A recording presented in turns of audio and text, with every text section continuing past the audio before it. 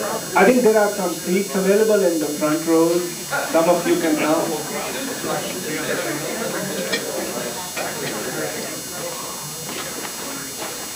Although front seat is pretty comfortable, it's not scary. Please feel free to come and there are quite a few seats available. Okay, good afternoon. Welcome to our seminar. Welcome to West Texas A&M University. My name is Syed Tariq Anwar. I'm a professor of marketing and international business. This is our 21st seminar since 1993. We have done a lot of these. Every semester we do a seminar where we invite outside speakers as well as our professors to help you understand what's going on in the international business or business world. Today's topic is the euro. Since January 1999, 11 European countries, they have combined their currencies, and that currency is now called the euro. And basically, countries do not leave their currency so easily. There has to be some reason. What I do is I'll take about a few minutes and help you understand what's the reason behind the euro. After that, we invite two speakers. Mr. Michael Vought, originally he's from the Holland, in the Netherlands. He immigrated to this country in the 60s, and he has worked for Andersen. And then we have Professor Jim Owens. He's a professor of finance, and both of them will help us understand what's going on today, because it's one of the most visible business activities of this century. Some of the countries which have joined the euro: Austria, Belgium, Finland, France, Germany, Ireland, Italy, Luxembourg, the Netherlands, Portugal, and Spain. Okay, missing United Kingdom as usual. Because and I will ask the speakers why. And then there are some other reasons. Sweden and Denmark are not here. And of course, Greece was not allowed because of their economic situation. Now, this euro did not happen yesterday or a few months ago. It was decided in 1992 in Holland, Maastricht Treaty, and all the European Union countries met and they said that instead of having so many currencies, why don't we have one currency? Now, imagine having 50 currencies in this country. You go to Oklahoma, you have to convert into Oklahoma's currency. It's a problem. Every time the transaction cost will go up. So these are the issues, and there are a lot of benefits. A lot of multinationals, Americans as well as European, will get benefit out of it. Retailing, airlines, pharmaceuticals, computer companies, travel agencies, and the win-win situation is pretty well visible. But again, I will ask our speakers to specifically address, and we will appreciate if they could, some of the questions we have.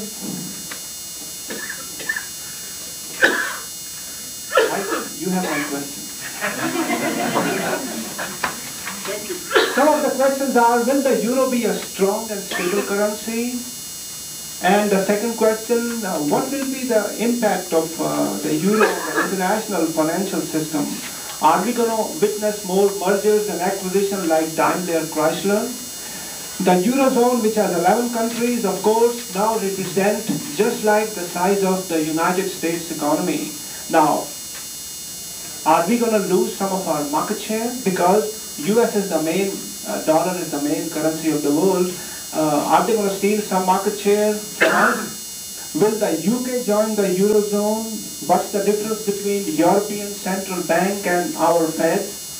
And then a few more questions. Will European Monetary Union lead to political union? Are they going to merge and become United States of Europe? Who are the losers in this Euroland? And of course, how about just few currencies? Somebody asked me in one of my classes, instead of having 100, 200 currencies or 80 currencies, why don't we have 6 to 7 currencies in this world? Is it possible? I will let the speakers to answer these questions. So, but at this time, I would like to invite Dr. John Cooley, Dean, College of Business, to introduce these speakers.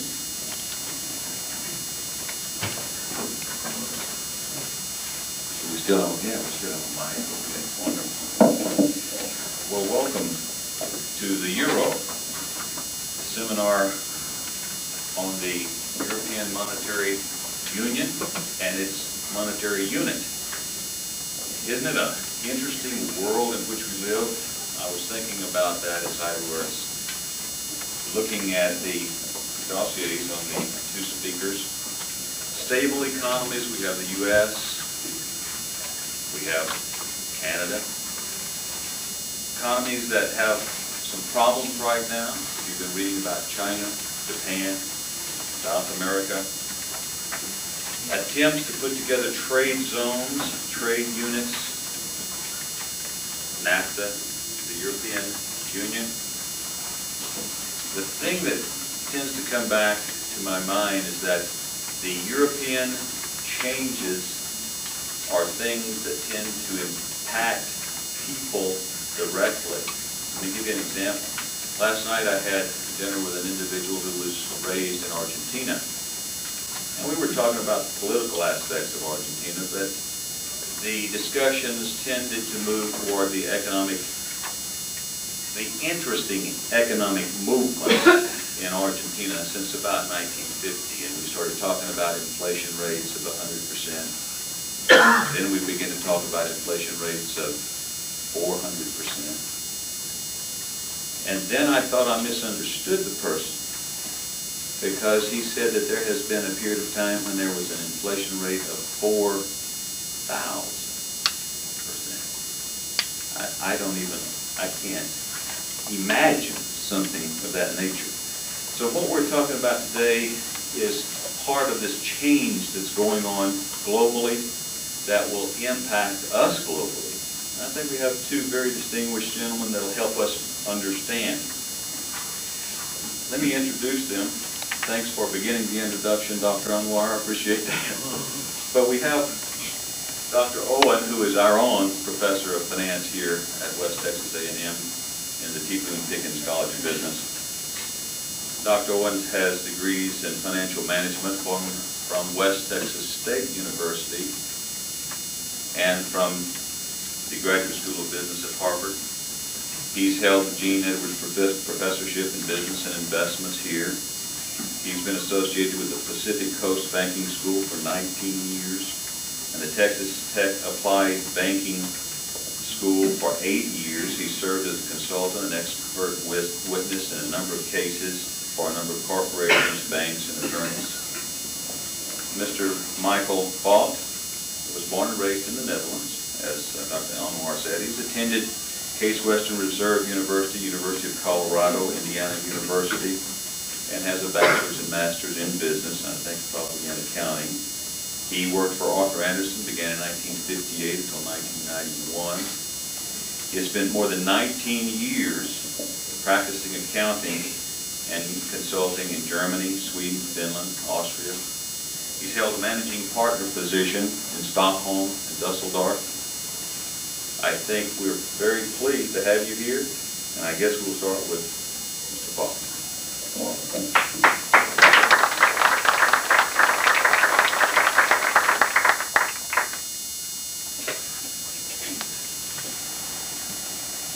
Thank you, Dean Cooley, and thank you for attending this. I am looking forward to some interesting questions afterwards, too.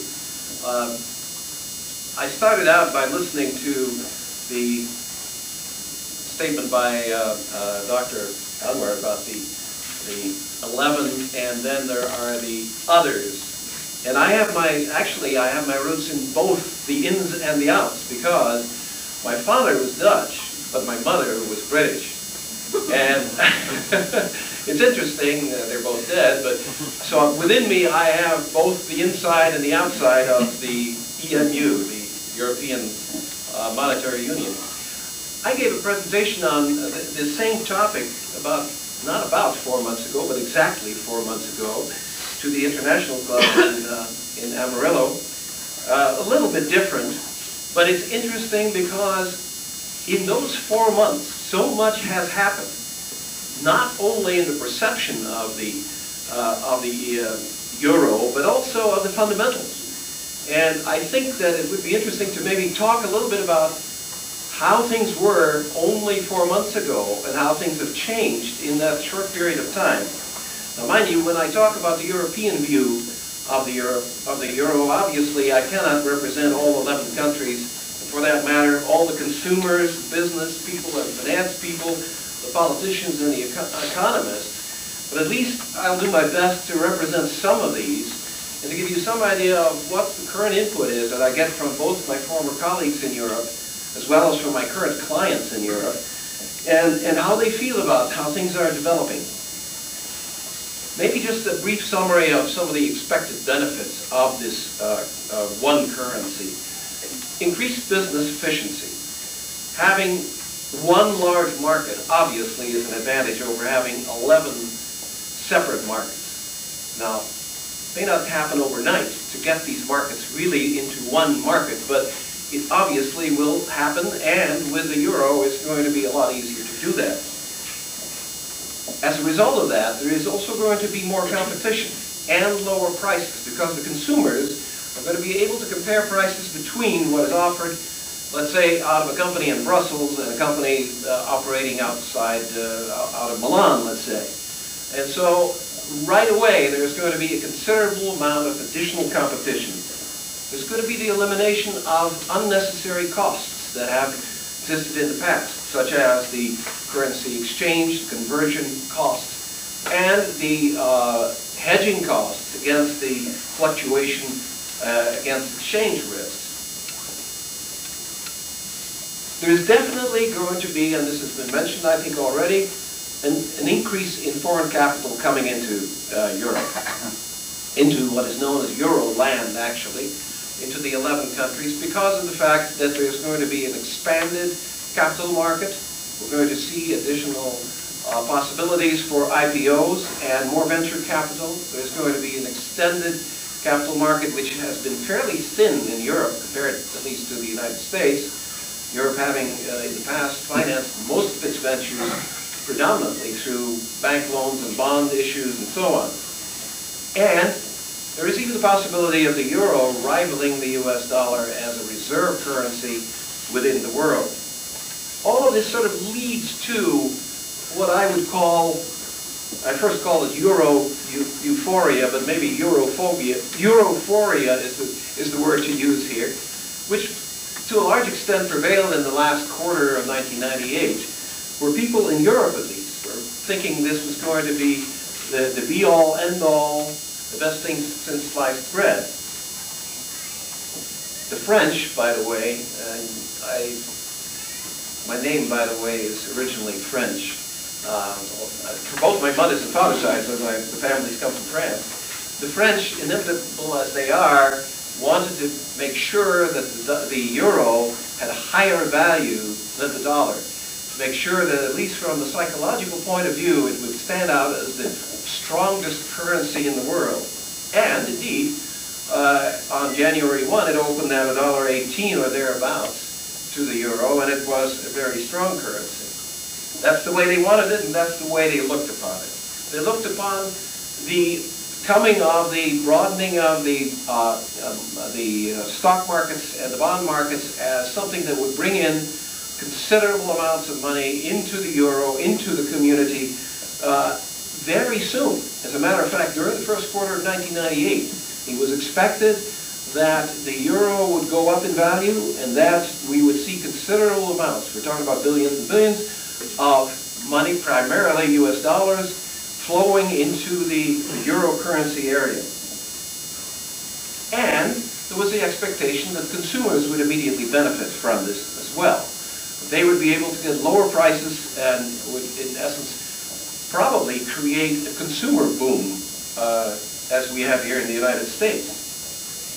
However, there were also some signs at that time that things might not be as easy as it was expected by the euphorists. These warnings came probably primarily from the academic community in Europe.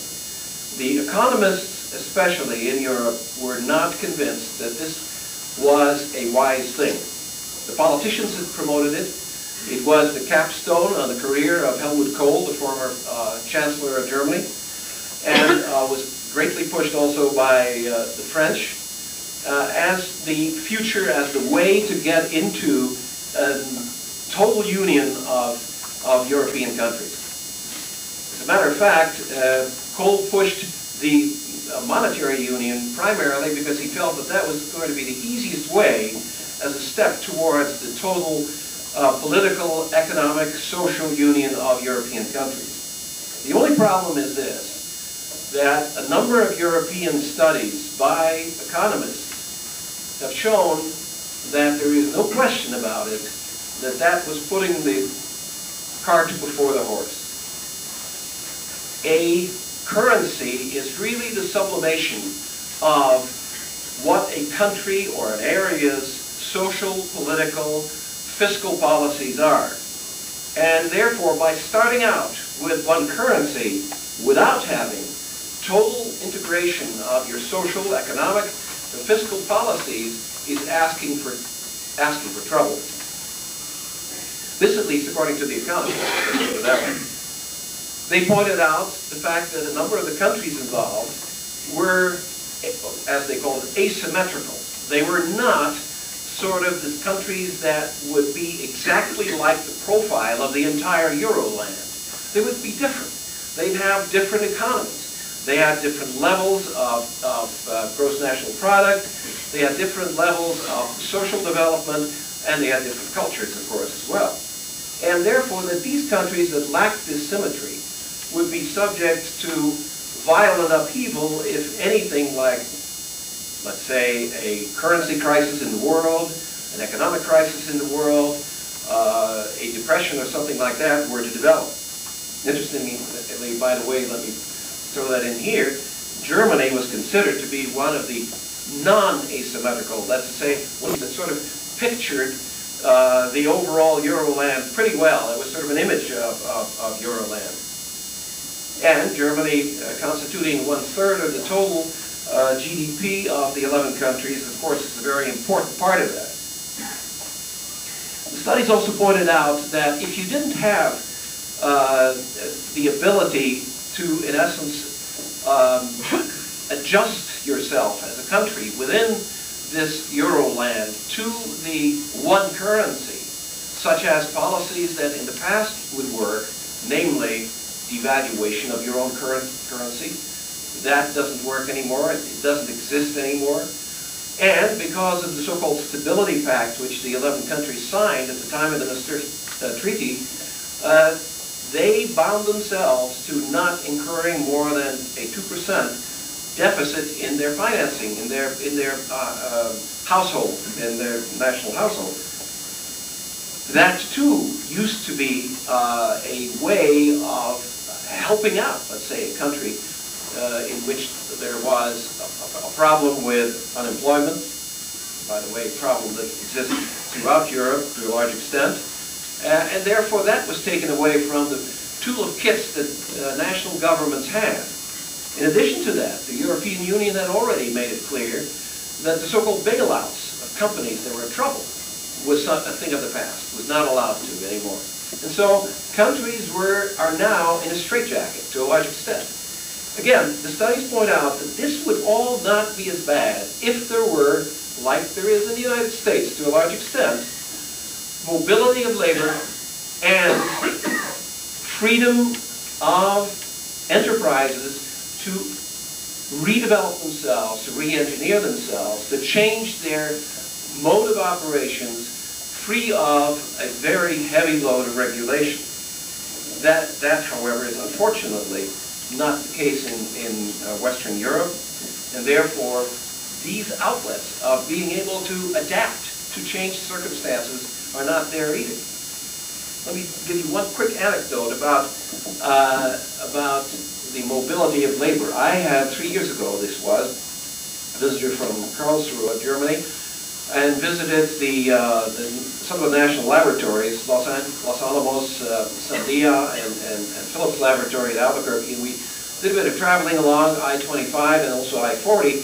And one of the comments that the gentleman made, the German fellow made, was, I can see that you've got these large trucking companies that with these semis, such as Solid Freightways and so on, that do the long hauls. But he says, that's the same as in Germany. But the thing I don't understand are you have these smaller truck companies which are obviously national, that are operating the smaller, lower, less than container loads of goods. He said, we don't have that in Germany. We only have typically local organizations doing that. He says, I see here these outfits like Penske and U-Haul and Ryder and so on doing all the small deliveries. I said, no, I'm afraid that's not the way it is. These are people moving. These are people that are actually moving from one city to another job, and actually are, he said, you mean to say they're picking up their entire household, leaving their friends and going somewhere else to find a job? I said, yes. He said, that's not the way it is in Germany. And you could extend that, that's not the way it is in Europe, for that matter. Let's take a look and see where we are now, 4 months later, and look at the reality of development. It's only 4 months. It's not very long. We're seeing a significant downturn in the German economy. One of the things that these studies had said was, basically a paraphrase on the statement, a rising tide lifts 1,000 ships. Well, we're not talking about a rising tide, we're talking about an ebb tide, and a number of these ships are going to be stranded, and among others, I'm afraid the German economy is going to be stranded. Italy is in the same boat. Both Italy and Germany are faced with an economic downturn. Together, they make up 50% of the GDP of the 11-nation Euroland. The matter is aggravated, and I don't want to get into a political debate here, but socialist governments in these countries very strongly are in favor of additional taxes on business, additional regulation of business, and additional help to the workers, which make mobility even less possible for the workers. The result is that all the remedies that are being put in place are probably the exact opposite of what at least these economic studies indicated needed to be done, which make it more difficult for these countries to get out of trouble. As a matter of fact, the first thing that happened is that there is significant friction between the German government, specifically the German finance minister, Oskar Lafontaine, who is, let's put it mildly, left of center, and with the central bank, the European Central Bank. The European Central Bank, by the way, is very much patterned along the lines of the Fed, has two governing bodies, one of which is are the commerce and finance ministers of the 11 countries. And so there's a bit of political influence on this particular body, but they try to be as independent as possible. Current and the first chairman of the ECB, Wim Dijsselbloem, a Dutchman, was put there basically at the behest of the Germans over the vociferous opposition of the French. And now it is the Germans that are saying, Mr. Dijsselbloem, we don't like your policies. And it is the French who are supporting him. The total irony here, in 4 months, things have just shifted around. What do the Germans want, namely? Lower interest rates, so they can combat employment and so that they can fight you can call it a depression or whatever you want to call it, at least a recession that Germany finds itself in. At the same time, there is an immense amount of squabbling going on among the 11, among the entire group of the European Union countries in Brussels over subsidies, farm subsidies primarily, over cuts in the budget, because it is a tremendous bureaucracy in Brussels. And again here, the Germans and the French are on opposite sides, and it doesn't make for an awful lot of confidence in the European Union and the monetary union if you see the two main parties fighting as acrimoniously as they are doing. At the same time, the markets are reflecting this. The euro, which started, as I said, close to $1.18, was down at about $1.08 this morning, I believe it was, $1.08. We're talking about probably close to a 7% reduction in only 2 months. Now that is not peanuts. It is not what you would call a stable currency if a currency goes down by 7%. Now, let me take the European view, however. The Europeans don't think that the euro is unstable. They say the dollar is unstable. It is going up unnecessarily so, and for totally the wrong reasons. But whichever way you look upon it, it is an unstable situation, and a situation that shows a lack of confidence in the euro. As a matter of fact, Olivetti, the large Italian enterprise, came out with the idea that they are going to float a $16 billion bond issue, and they are going to market it in the euro, in euro currency, and in the euro land, and not in the United States. When I talked to one of my colleagues in Germany, or former colleagues, I should say, I said, why aren't they marketing that in the United States? He says, well, the talk here is that they are afraid to offering it in the United States because they'll find out that there are no takers. There are so few takers that in essence there will be a tremendous discount on these bonds, and they want to avoid the loss of face by trying to offer it in the United States. Again, obviously a show of lack of confidence in the euro, within the euro land itself. Another sign of this came when the French government just recently said to the Clinton administration, you know, we would actually like to tie the euro to the US dollar. I think it would be a good idea if we had some kind of a pact, some kind of a tie that would make it impossible to have these tremendous fluctuations between the euro and the dollar. Secretary Rubin turned it down flat for that matter. But it is again a sign of the fact that there is a lack of confidence among the Europeans themselves in what has been going on. Let me just turn briefly to the consumer, because I've sort of ignored the consumer. And the consumer is the one that deals with something entirely different. It deals with what's going on right now, the so-called 3-year transition period, where they have the local currencies and the euros at the same time. As a matter of fact, it's interesting to see. I was in Spain last week. My wife and I were in Spain, I should say. It was a vacation, and here is a little bill from the grocery store, and it says 8,651 pesetas, and underneath it says 51.99, actually 51,99 euros. They put the euros on your bill as well, and then it says at the bottom there, it says, this is just for your information. We're not asking you to pay in euros because we know you don't have any euros. And then it has the official exchange rate in euros and 6 digits to the peseta. Sort of cute. As a matter of fact, if you go to the bank there and you want to turn dollars into euros, you don't turn dollars into euros. You first turn dollars into pesetas. And then if you want to turn dollars into pesetas, you first turn dollars into euros, and then euros into pesetas. And the bank makes out all right. There was this idea that the banks would be the ones that would suffer, but they found ways, at least for the time being, to see to it that they wouldn't. If you're a consumer in Euroland right now, you can pay by check using euros or your local currency. If you use your credit card, you can use euros or your local currency. Can you imagine your checkbook in which there are euros and your local currency, and you've got to use a calculator with 6 digits to figure out what was it that I spent here, actually? Anyway, there's a lot of thought that this idea of a 3-year transition period was nonsense. As a matter of fact, one joker told me, he said, if only the European postal services, postal services would now issue stamps in euro, we could use those as money. And the whole problem of waiting 3 years would be gone. I don't think the postal services will do that, but anyway. I think in summary and outlook, I would say that companies and consumers will reap the benefits of the euro, but it will be later rather than sooner. I think that the euphoria about immediate, wonderful things that would happen to the economy are probably overstated, and it's going to take a while for that to take place.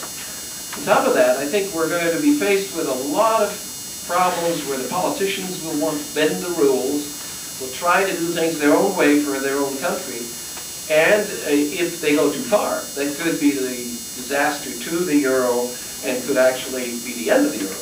I don't expect that, but if things get really bad economically, you never know whether or not that will happen.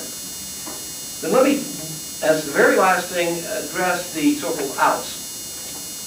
Greece didn't make it because it couldn't meet the entrance requirements. It is now, in essence, saying to the 11 countries, bend the entrance requirements whichever way you want, but let me in. and maybe that'll happen. The other outs, the three that decided that they'd wait and see, the UK, Sweden, and Denmark, are still waiting and seeing, although I think the noises out of number 10 Downing Street in Whitehall in London are that probably Britain will want to join, and will want to join within the next 2.5, 3 years. There is also some talk, and this may be a solution to some of the problems that have been created within the euro itself, and that is, there is some talk about, in essence, having a phantom euro. Let's say a euro sterling that would be one-to-one, bound, tied one-to-one to the euro, guaranteed by the British government to be one-to-one, preventing any trading other than one-to-one. But without the British government signing the treaties that would prevent it from using their own policies to stay independent, this might be a way of getting the best of two worlds. And although I haven't seen any official things happening, but I've heard from my colleagues in Europe that this is something that's being talked about. It might be a way out the difficulties of the euro and still get all the benefits of it. Thank you.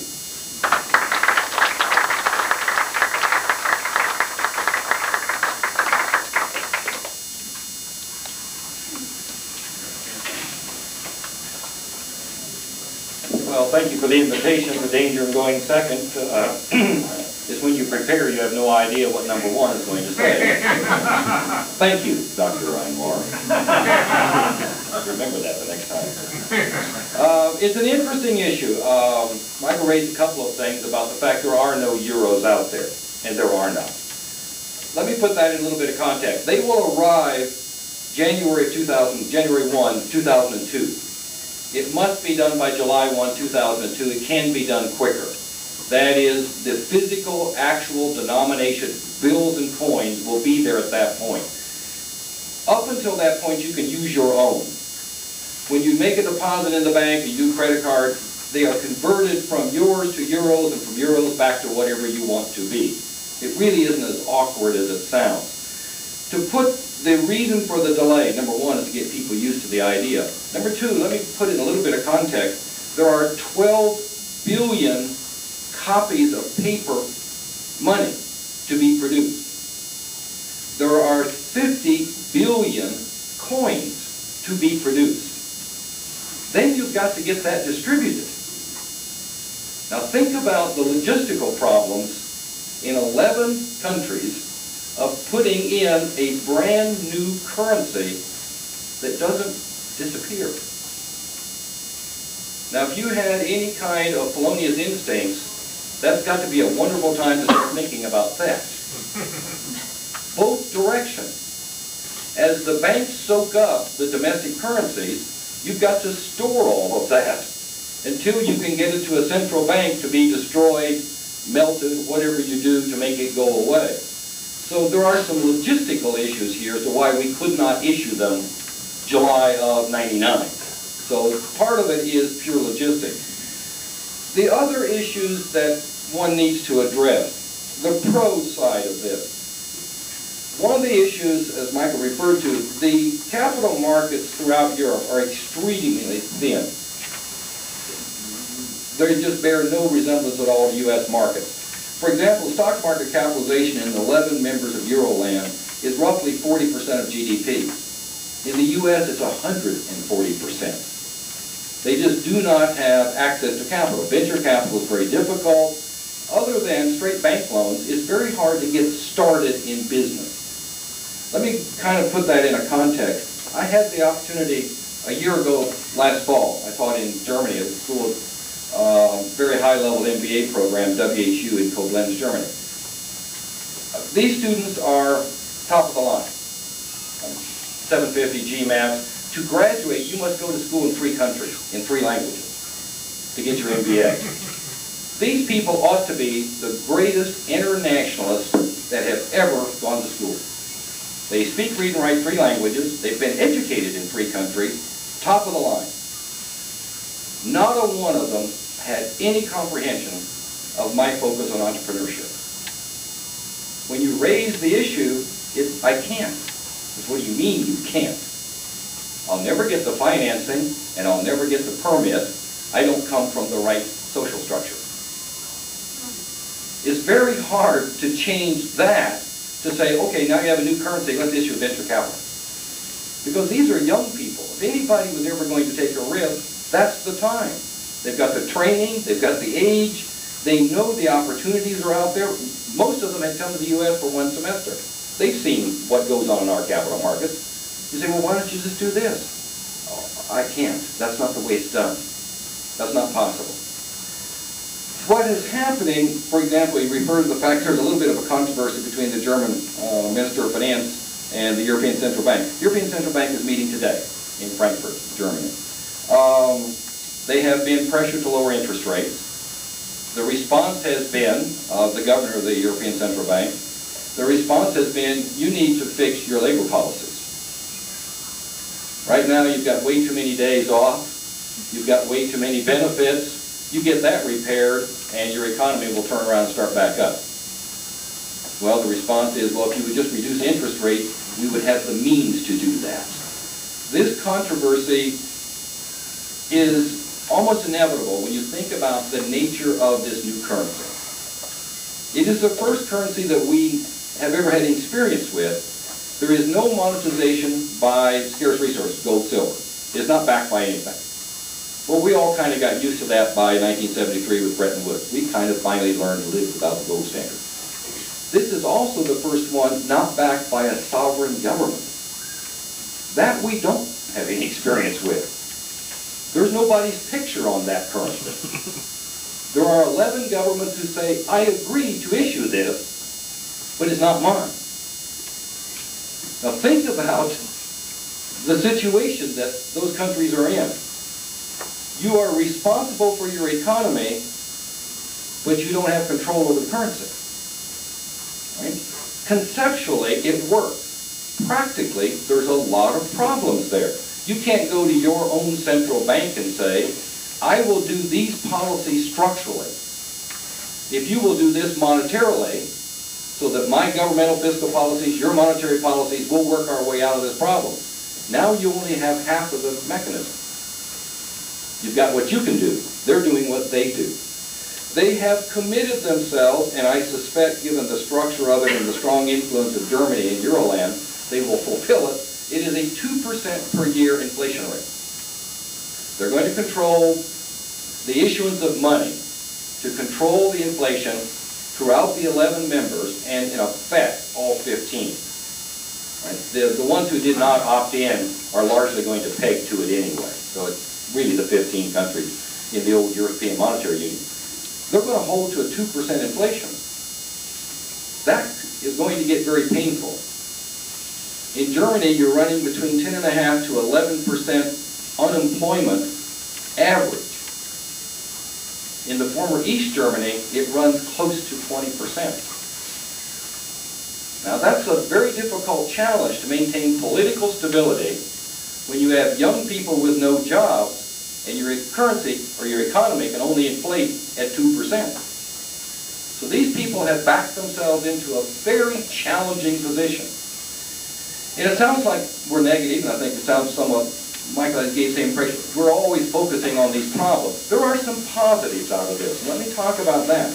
One is to widen and deepen this capital market. To let these young people that I taught actually visualize you could get financing to start a business. That's feasible. Because now they don't conceptualize it. If you were not born to the money, you're going to just get a good job. I had students who were graduating, and I said, well, what kind of a firm? You know, young entrepreneurial, SAP, one of the major software manufacturers is there in Germany. Is that what you're looking for? No, I want one of the old line firms so I can get the benefit. When you have that mental structure, and then we're talking about opening a market, you're asking for a huge social change in very short time. I think a lot of these benefits that have been touted for the euro will come true. But if I were you, I wouldn't look for them in a 1 to 2 year time horizon. I'd put my short-term time horizon as 5 years out, my intermediate as 10, because it is just going to take time to work this through the system to where people understand not only can you compare prices across 11 countries, you can also compare your source of supply, which means there's going to be some layoffs. There's going to be some companies that fail. That's a resounding shock to a system that has never had that before. If you had an industry in trouble, you just put together a helping package as the government, and you kind of got them through it. Now what we're saying is, you got 2% inflation, you don't control the currency. I guess if they failed, they failed. That's a major social change. It's a different way of looking at things. I don't know that it's better.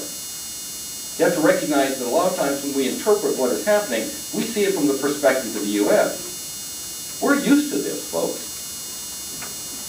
I mean, to some extent, Panhandle's a little bit out of set with it, but it has somewhat the same reality. Most people do not anticipate living, working, and raising their family where they were raised. Our students coming through, first thing you tell them is, you probably are going to be in Dallas, Denver, Oklahoma City. That's where you're going to get your job. That has never happened in Europe. That has never been a way of life. To suddenly say, okay, we signed the Maastricht Treaty, that came out of the Treaty of Rome in 1957, we've been thinking about it for 40 years, okay, let's do that. That's a family structure, a social structure, a community structure that has got to be modified. It will look eventually more like the U.S. Is that better? I don't know. Maybe, maybe not. You know, a lot of us are not having that much fun working 60, 70 hours a week and feeling like we're not doing that much. Like, well, why didn't you do anything significant? Well, because I wore out somewhere in there. But my secretary at WHU gets 23 days vacation a year in Germany, plus vacation. That's 23 holidays. If she's working full time, she works 10 months. That's almost as good as being an academic. Except they get paid. You know, I get 3 months off, I just have to do without money. It's not a problem. You know, you're employed in September, you quit working in May, and then you just go hungry for 3 months. But these are major structural issues in those economies, and every one of them different. France has its own unique set, as does Italy, as does Belgium. They're all unique. In time, it will work. It has to work, because we need that broad capital market in order to make these firms efficient, to gain access to low-cost capital, to let them compete globally. Otherwise, they're going to be frozen out of the global market. It has to go that way, but it's not going to go quick and easy. It can't, because you're asking not just to change a banking system or a currency, you're asking people to change. You know, and that's easy to intellectualize, it's difficult to actually execute. But the economy there is almost identical in size. One of the questions just preceded Syed had down there, will it supplant the dollar as a reserve currency? It's going to compete, same size, same number of people. We're short by, I think, 20 million. It's all the difference between us and the 11 in the U.S. The economies are marginally different in terms of service and industrial capacity, but they're growing together. GDP in the U.S. is slightly higher by another euro, 1.5 billion, but that's a matter of their system becoming more efficient. Effectively, they are equivalent. The two of them together are about 30% to 35% of the world GDP. Japan will run a poor third at about 8%. Together, you're going to have a pair of 15s and an 8, and then everybody else. So you're looking at about 40% of the world economy is going to be the Euro environment, the U.S., and Japan, those three. As time goes by, what will occur is, yes, there will be some money shifted into Europe. I don't see it as a sea change. I don't see it as completely destroying the value of the dollar, because you have to recognize, if Europe has a locked-in inflationary rate of 2%, in order to be competitive globally, what is ours? 2. We're going to look alike. We're going to track up together. We'll track down together. We don't even need to sign an agreement. Self-interest says, don't get out of line with them. They'll eat you alive in the marketplace.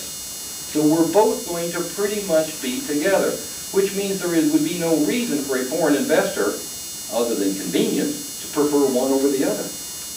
So I think, yes, they'll pick up some dollars as, or some euros, really, as some money moves out of dollars into another reserve position. Those are going to be companies and investors who could have done that anyway. This just is now showing up as a euro. But if that's what you wanted, you could have done it in marks, in German marks. There's no reason why not.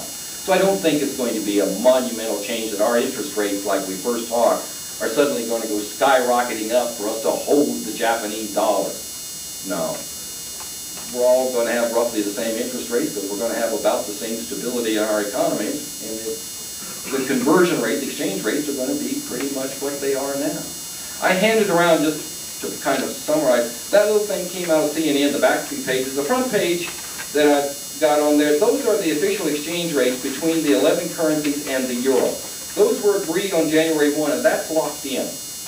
In order to change that, the European Central Bank and all the other members have got to get together and agree to let you change your rate relative to that. So those 11, that's the rate they will be. And so that part has been settled in. And I thought you might find it interesting to see where they set it. But if you take today's rate of the euro vis-a-vis the dollar, roughly $1.08 to 1 euro right now, you can then compare that to like the marks, and if you look it up in the Wall Street Journal, you'll find the mark to the dollar is exactly where the computation says it should be. Right? In other words, you can't speculate on the 11 currencies against the euro. They're locked in. That's the rate any bank is going to give you when you swap marks for euros. And then go from there over to Belgium. You can't make any money going marks to Belgian franc and jump around this. They've stopped that thing. So it has already begun. It's underway. It has started. I think it's positive, but I don't think it's easy. I think you're going to see a lot of unrest. You're going to see some very unhappy citizens, and you're going to see some governments frantically trying to come up with some way to get the economic policies they need without the power to control currency. And that is not because they're unwilling to make the move. You need to understand, I don't have a textbook that says how to do this. We've not ever done it. So I can't say, do it like them. There's no them. This is new ground. And when you're in new ground, you kind of slip a little. You know, things don't go smoothly, but you'll probably get there. But they are learning as we are, as we go into it. So it's a new, fascinating development. One of the intriguing parts for all of us is being here now, getting to watch this in the news every day. You're seeing the birth of a new currency, and I don't know any other generation in recent memory, at least, who's gotten to see that happen. And not only a new currency, but a new way of separating it from sovereignty. He also referred to the UK. The standing joke, UK is now talking as if they will come into it before the coins actually come out. The standing joke is the reason they didn't join in the beginning, at that time they had Prime Minister Thatcher was in a position of influence as Prime Minister of England. The argument was that out of deference to the Queen, she would not approve any bills that did not have the Queen's likeness. So therefore, Britain didn't join, because the Euro community said, I really don't think we need the Queen of England on our currency. Apparently they've now gotten over that. The Queen has now decided there's enough pictures of her floating around, and so we don't need them on the currency. They probably will come in. Thank you.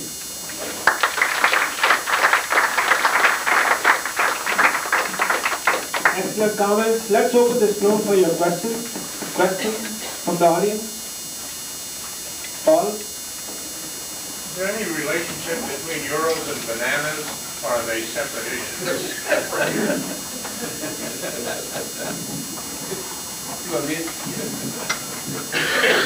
I take bananas for breakfast, but no euros.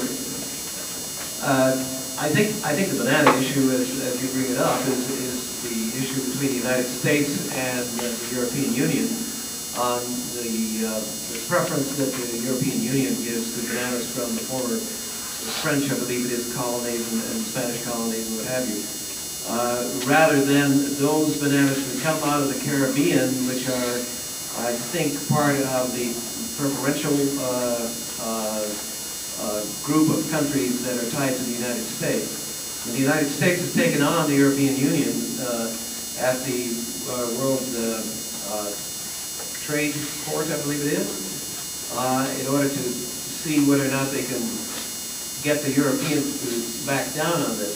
The thing is, of course, it's an issue over a totally trivial thing, and there are many more issues between the European Union and the United States that are much more pressing and probably should be addressed. But it's sort of like taking this side issue as standing for all the other issues. That is a fight between the two blocks. I don't think it has anything to do necessarily with the euro, though. I think it's separate from that. The euro is just happens to be in the way right now of a discussion that would have been held anyway. This has been a long-standing disagreement, and it's just this was a good excuse to bring it out into the open. Other questions? What do you think will happen with the merger? Do you think the U.S. going in, buying European funds, or the European buying U.S. funds, or no set now that we're openly wide and doing the capital market? Both directions, because the European firms, one of the things we are discovering in recent years is, contrary to some early academic research, economy of scale works. Bigger really is better, especially when you go global. There's a lot to be said for small and flexible, but there's also a lot to be said for lots of resources and access to markets. So the Europeans are going to be expanding. They're going to be merging. There's no reason to have 6 different separate manufacturers of the same product in 6 different European countries. One of them is going to dominate and buy up the other. That is just going to happen. Will they continue to buy U.S. firms? Certainly. One of the things about a widening, deepening capital market is that you become more transparent. Information flow becomes more necessary. One of the real blockages to getting European companies into the U.S. in terms of our capital market is our security exchange requirements are pretty severe in comparison to European requirements. Over there, you can have a major multinational firm, billions of dollars, on which there is no financial information available. It's owned by 1 or 2 major families, and it's none of your business. When you come into the U.S., it doesn't matter who owns it. You will comply with security exchange requirements and the NYSE requirements. So what's going to happen is European capital markets will begin to adopt that same sort of approach. It'll become more transparent. That'll give them access to enough money. Yes, they'll buy a U.S. firm. We'll be buying over there. I think you'll see what we have done as a merger activity here in the U.S. is already evident over there. Daimler Chrysler is a good case in point. It's going to widen even further. I think you'll see a lot more. To this for just a moment. I think as far as the transparency of the European markets, one of the problems still is, and this is sort of my own bailiwick, is the fact that the accounting and reporting requirements in Europe still aren't up to par to those in the United States. So this is going to take a while before that happens. We will eventually see, I think, Europe in that sense adapting some of the openness that you get in financial reporting on the part of the United States companies. One other thing, I think we're going to see an awful lot of mergers still by European companies buying not only in the United States but around the world. And we're going to see more European companies moving out of Europe and actually headquartering elsewhere. One of the things, as an answer to Mr. LaFontaine's new package of new taxes on business in Germany, was the 2 large German insurance companies said, if you actually go through with this, we'll just move out our headquarters and we will establish ourselves outside of Germany, take 15,000 jobs with us. So it's not just mergers within Europe, although if you take the fact that there are 3 automobile companies in Germany, 2 in Sweden, 2 in France, 1 in Spain, 1 in Italy, obviously some consolidation is going to have to take place. Thank you for your presentations. I enjoyed it a lot. What time frame do you expect, or do you expect, the capitalization relative to GDP to equalize between the U.S.? You said it was 40% of GDP in Europe and 140 here. You need to be well into the new millennium. We'll be past solving Y2K before that. Reminds me of a joke. You know what caused the Dark Ages? Why one day. I think you're looking at least 1 to 2 decades. Because you've got to get, number one, not only companies accustomed to doing it, it's the accounting standards, reporting standards, open disclosure, getting the capital market structure big enough to handle that kind of volume, and to get people accustomed to trading in and out. That is, buying stock is not a common activity throughout much of Europe. And if you buy it, you hold it. It becomes part of your family's position. You don't trade stock. So a lot of our 140% market capitalization of GDP is a function. We've got a lot of people who churn a lot of stocks because we're accustomed to that. I think that will take at least a decade, if not more.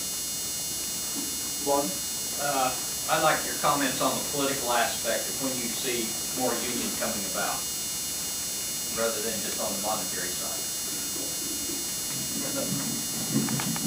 I think we're going to see it, but it's going to be a very, very unpleasant process for the people involved in it. I think that we're going to see people like LaFontaine, like some of the other politicians, having to swallow an awful lot of pride and an awful lot of their policies, the way they are currently constituted, in order to come up with the idea and the mental idea towards an open and free society. I mean, Professor Owens was talking about the mental attitude of his students, and that is probably very basic to this entire process. Until that attitude changes, we're not going to see, I think, the kind of free and open society that is going to mesh or allow itself to be meshed, which would be a requirement, I think, for a total union.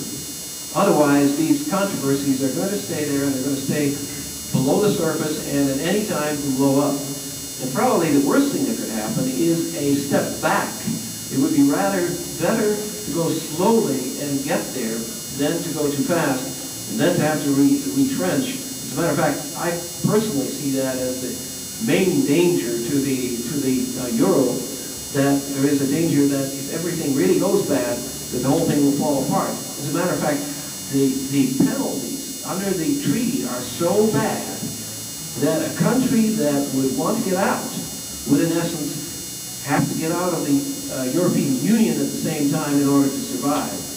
It would possibly break up the entire impetus to a union, a total union in Europe. So it's going to take a long time, and it's going to take an awful lot of change in attitude, the way I see it. This is an accounting question. The International Accounting Standards Committee they're trying to make standards for the whole world. And one of their biggest problems is the United States. Because, of course, we believe our way is right, and anytime they're not the same as us, well, what do we do? What effect is this going to have? I mean, are we going to have to give in a little bit and do things the way they do things over there, or what's eventually going to happen? You want me to answer that? The problem is this, and that is that, and I hope none of my colleagues are listening here, that the United States profession has gone overboard with the detail of prescribed matters. And the rest of the world just doesn't want to follow that, and I can understand that. I think, on the other hand, there are some major areas where the rest of the world needs to narrow the differences and narrow the options available to the two companies who, in essence, state their balance sheets and their income statements the way they want, quote unquote. I think there's got to be an understanding that the U.S. has got to give on a lot of the details, but insist on the principles, and a lot of the principles of the U.S. will have to permeate the rest of the world. So we're going to be the big bullies and still not let them into our securities markets until they do it? I think so. We still have the biggest market, so we can probably have more leverage than they do. How will this euro impact traders, currency traders like Soros?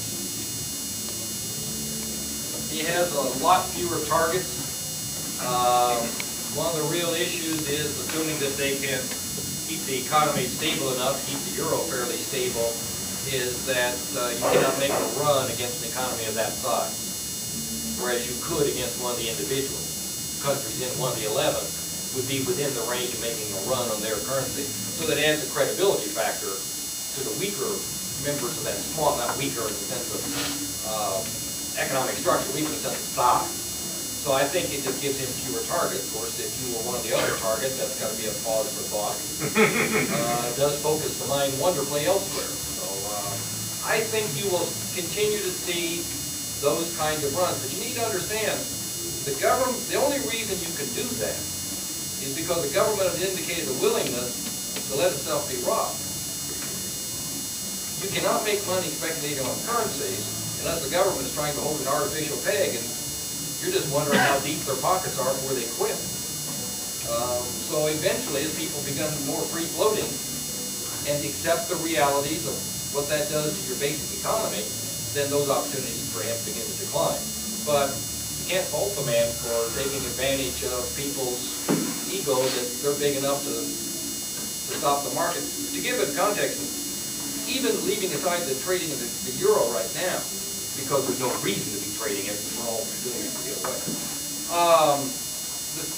The daily trading is over $1.5 trillion in foreign exchange. There is no economy that can beat that size of a market. It just is not feasible.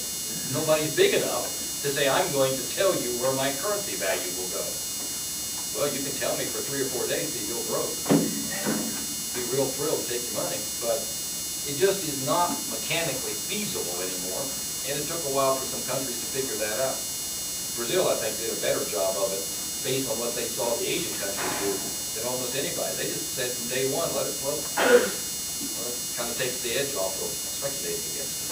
No way of making money. Other questions, comments? Dr. Cooley, do you have any comments? I'm listening. Well, before we conclude, I want to make one apology. The sound system media sent us, it's like a karaoke sound system. It has a lot of echo. So I'm sorry, it did not really work well. But before we conclude, this kind of a seminar is not just a one-person's effort. There are a lot of people who have helped me. SIFE, Students in Free Enterprise, this is one of the award-winning chapters. They helped us. Phi Beta Delta Honor Society for International Scholars, we have a chapter on campus, award-winning chapter, they helped us. Friends of the Cornette Library, this is our new sponsors, and they are here, and we thank you for their help, and they have done a wonderful work, and please become members of the Cornette Library Friends Society, they need your money. And then, of course, Dr. John Cooley for his help and support. And, of course, Michael Vought. I misspelled your name, my apologies. And I will not do it again. Actually, my name is spelled like Route.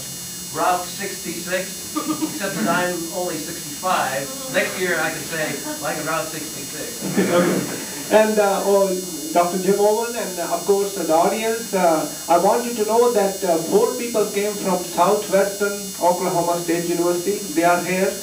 Looks like Max, you have done a good job advertising in the Globe News because they read your ad in the Globe News. And then we do have one gentleman came from Lubbock, Texas Tech. So looks like we are doing something really good. But again, thank you for your support and help and attendance, and we'll see you next time. Goodbye.